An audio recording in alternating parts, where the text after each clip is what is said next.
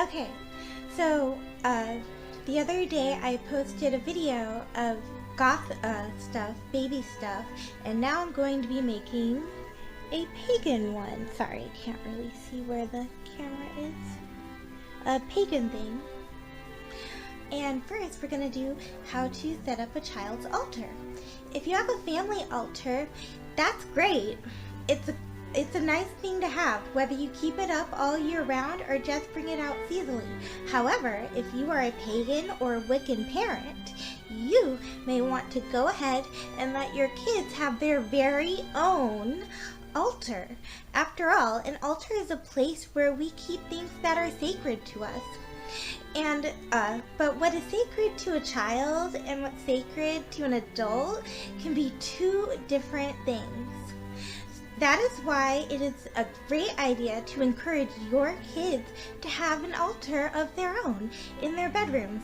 It becomes a place that they can put all the things that are special to them.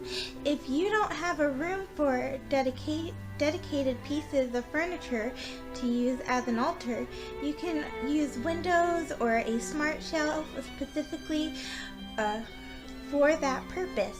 Be sure you put up the altar someplace that doesn't get a lot of traffic. Between the bed and the closet door is a busy place, while a quiet corner can be a far better one. Here are some things that your child may want to include in his or her altar. Personal guardians. Kids need to feel safe, so if your child wants to add 3 different Batman figures or a giant Hello Kitty onto the altar, let them. They can serve as protective talesmen in the room. Natural items. For a nature walk and collect interesting leaves, rocks, shells, etc. Try to get outdoors regularly so that your child can find new things as the wheel of the year turns. Magical tools. Children like to imitate what they see others doing. So if your child sees you using your wand to cast a circle or cards to divination, she or he will probably follow suit. Allow your child to have his or her very own tool, a wand, some tarot cards, oracle cards, a broom, etc.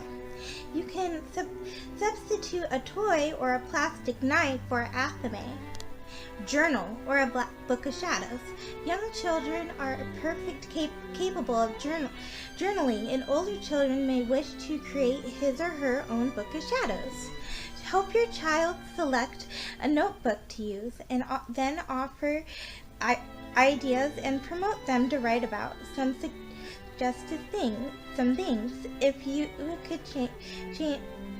Okay, now, whoops, got off camera. Plants. Help your child pick fresh flowers or grow a pot of herbs on his or her altar. This helps where was I? Sorry, I have everything on my book of shadows. I'm trying to read you guys. This helps increase his or her connection to the natural world. In the case of potted plants, allow him or her to care for the living thing.